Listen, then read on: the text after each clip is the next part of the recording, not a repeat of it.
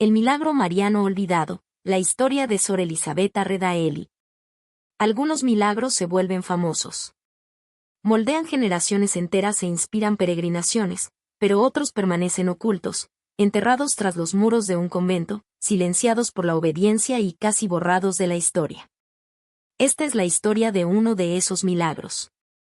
Comienza con una mujer de la que la mayoría nunca ha oído hablar, Sor Elisabetta Radaelli. Nacida en la pobreza y criada en la fe, eligió el camino de la vida religiosa con un solo deseo: amar a Dios y servir a los demás. Nunca escribió sobre sí misma, nunca buscó el protagonismo y nunca intentó ser recordada. Y sin embargo, su vida se convirtió en el escenario de algo extraordinario. En el invierno de 1924, Elisabetta agonizaba. Tenía solo 26 años, ciega, paralizada e incapaz de hablar. Los médicos le habían dado solo unas horas de vida. Para las hermanas que la rodeaban, parecía que el fin había llegado. La enfermería estaba cargada de un silencio pesado, ese tipo de silencio que aguarda a la muerte. Pero esa noche, algo sucedió. Lo que ocurrió en aquella pequeña habitación no solo desafiaría a la medicina, sino que también sacudiría la fe de todos los que lo presenciaron. Encendería el asombro en algunos y el miedo en otros, llevando finalmente a décadas de silencio forzado. ¿Por qué? Porque lo que se reveló esa noche no fue solo un milagro de curación, fue también un mensaje. Un mensaje tan penetrante y tan incómodo que la propia Iglesia le pidió a Elisabetta que guardara silencio. Ella obedeció como debe hacerlo una humilde monja, y por el resto de su larga vida, llevó el secreto en el más absoluto silencio. Muy pocas personas conocen esta historia. Menos aún comprenden su significado. Y sin embargo, para quienes la han descubierto, la pregunta permanece: ¿qué era tan urgente para que el cielo interviniera, y por qué querría la Iglesia ocultarlo? Esta noche, viajaremos a la vida olvidada de Sor Elisabetta, desde sus luchas infantiles en un humilde hogar italiano hasta la silenciosa devoción que marcó su juventud, los años de sufrimiento que casi aplastaron su cuerpo y, finalmente, la noche que lo cambió todo. Un milagro, una advertencia y un secreto casi perdido en la historia. Para entender el misterio de Sor Elisabetta, debemos comenzar mucho antes de su enfermedad y antes de que los muros del convento se cerraran a su alrededor. Debemos regresar a Arcore, un modesto pueblo cerca de Milán, Italia, a finales del siglo XIX. Era el 10 de febrero de 1897 cuando nació una niña llamada Elisabetta Radaelli. Su familia, como tantas en Lombardía, era pobre. Su padre era albañil, con las manos curtidas por años de colocar piedra y mortero. Construía casas para otros, pero a menudo luchaba para poner comida en su propia mesa. Su madre era una mujer de fuerza silenciosa, que manejaba el hogar con valentía y criaba a los niños con disciplina y fe. Los Radaelli tenían muchas bocas que alimentar, y Beta, como llamaban cariñosamente a Elisabetta, creció rodeada de hermanos y hermanas. Desde el principio, ella parecía diferente. Mientras otros niños jugaban en la calle, Beta gravitaba hacia la oración y el servicio. Para cuando la mayoría de los niños de su edad aún dormían, ella ya estaba despierta, recorriendo los callejones neblinosos de Arcore para acompañar al párroco en sus rondas matutinas. Lo acompañaba mientras llevaba la Sagrada Comunión a los enfermos. Imaginen a esa pequeña figura, de apenas 10 años, caminando junto al sacerdote, con paso firme y el corazón ya vuelto hacia Dios. En la escuela, Beta era conocida por su diligencia, aunque no estaba destinada a los libros ni a la erudición. Su maestra la sentaba cerca del púlpito, dándole pequeñas tareas de costura y encaje. Sus dedos, ágiles y pacientes, aprendieron a bordar con precisión. Pero la educación de Beta no terminó con el hilo y la aguja. Sus padres le dieron otra herencia, el ejemplo de la fe. Su padre, a pesar de su discapacidad creciente, practicaba la caridad incluso en la dificultad. Su madre también era conocida por su generosidad con los vecinos necesitados. De ellos, Beta aprendió que el amor no era una teoría, sino una acción.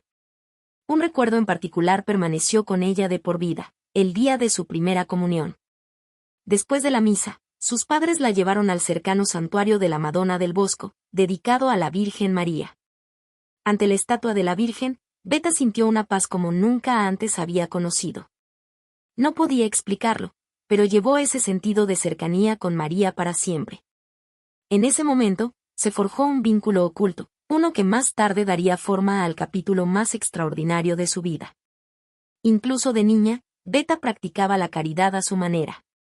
Cuando una anciana de su pueblo, abandonada y olvidada, enfermó, Beta se convirtió en su fiel compañera. La visitaba, la consolaba y permaneció a su lado hasta su último aliento. Sus años de adolescencia estuvieron marcados por largas horas de trabajo. Bordaba encajes, a veces hasta altas horas de la noche, para ayudar a alimentar a sus hermanos. Junto a otras jóvenes, caminaba kilómetros para llegar a los talleres, y juntas rezaban el rosario y cantaban himnos mientras trabajaban. De este ritmo de trabajo, oración y caridad se formó el carácter de Beta, humilde, generosa y profundamente fiel. Aún no sabía a dónde la llevaría esto, pero su corazón ya estaba preparado para un llamado mayor. Pronto ese llamado llegaría, pero con él vendría la lucha, un conflicto entre la necesidad de su familia y la invitación de Dios, una elección que heriría a sus padres y pondría a prueba su resolución. Al crecer, el corazón de Beta anhelaba algo más que el ritmo del hilo y la aguja. Cada día se cruzaba con las hermanas Marcelinas, una congregación fundada en Lombardía. Su presencia le impactaba, mujeres dedicadas a la oración, la educación y el servicio. Algo se agitó en su interior. Quería ser como ellas, una madre para los que no tenían ninguna, una servidora de Cristo que diera su vida entera por amor. El llamado era claro, pero el camino no. Su familia ya estaba agobiada. Su padre ya no podía mantener el hogar. Las pocas monedas que Beta ganaba eran cuestión de supervivencia. Si se iba, ¿quién ayudaría? Una noche, cuando Beta habló suavemente de su deseo, las palabras de su padre cortaron como una cuchilla. ¿Quieres abandonarnos, Beta? Ella se congeló. ¿Abandonarlos? La idea la desgarraba, pero sentía la atracción inconfundible del llamado de Dios. La tensión duró meses. Cada vez que tocaba el tema, el rechazo de su padre era tajante. Ella oró, esperó y confió. Su convicción se profundizó cuando una hermana Marcelina le preguntó directamente, ¿te gustaría ser una de nosotras? Sin dudarlo, Beta respondió, oh, sí. Fue como si una presa se rompiera. Por primera vez, sintió el valor de la decisión. En 1917, con sus padres y su hermana a su lado, Beta cruzó el umbral del convento. Su padre, con el rostro pesado de dolor, le susurró un último ruego, vuelve a casa, te lo ruego. ¿Cómo nos las arreglaremos sin ti?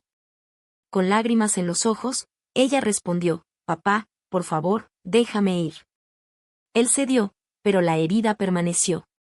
Cuando recibió el hábito y se convirtió en Sor Elisabetta, su padre estuvo ausente. Fue el precio de su vocación, un precio pagado con dolor. En el convento, Elisabetta se entregó al servicio con alegría. Pero el destino no había terminado con ella. Mientras florecía en su nueva vida, una sombra comenzó a extenderse sobre su salud.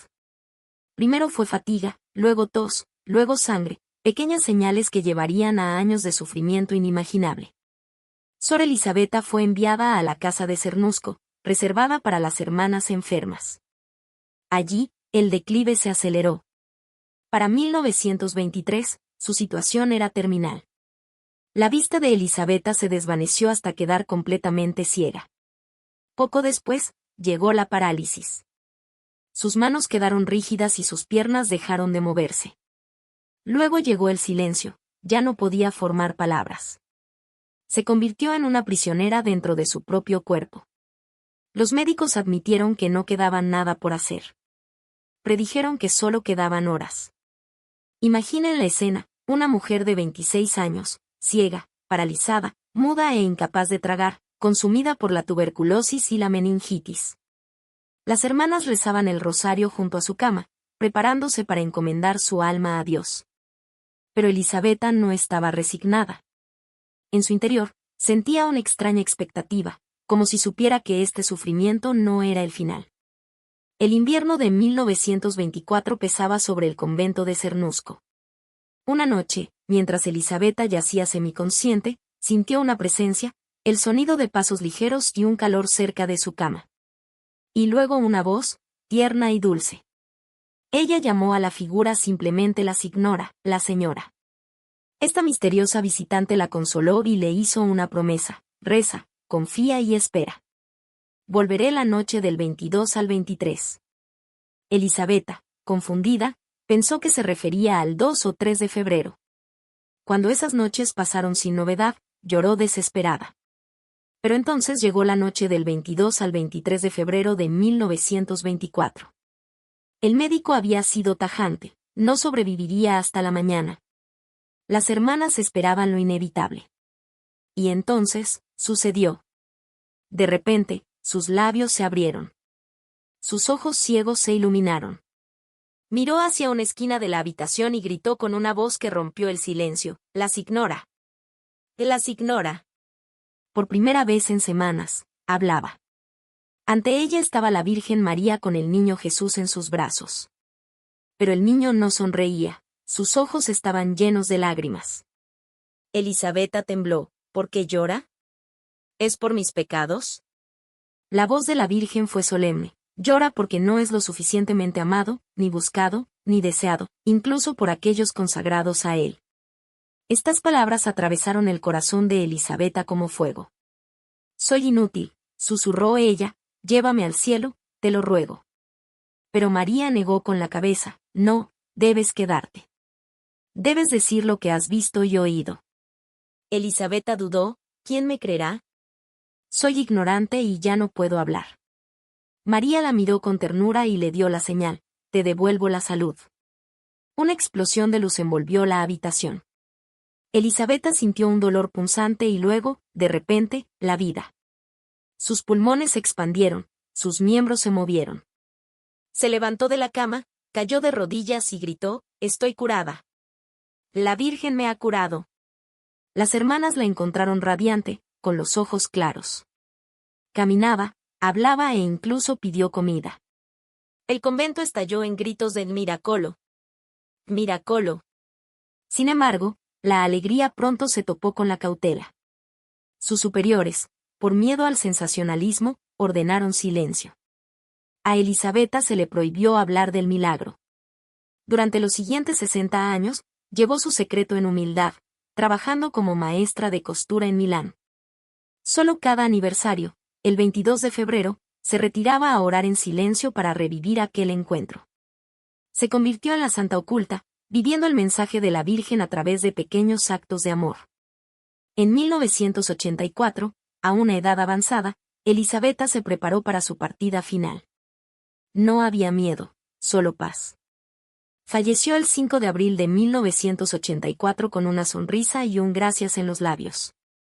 Tras su muerte, su historia resurgió, y hoy es recordada como la vidente de la Madonna del Divin Pianto, Nuestra Señora del Divino Llanto. Casi un siglo después, el mensaje sigue siendo urgente: Jesús llora porque no es lo suficientemente amado.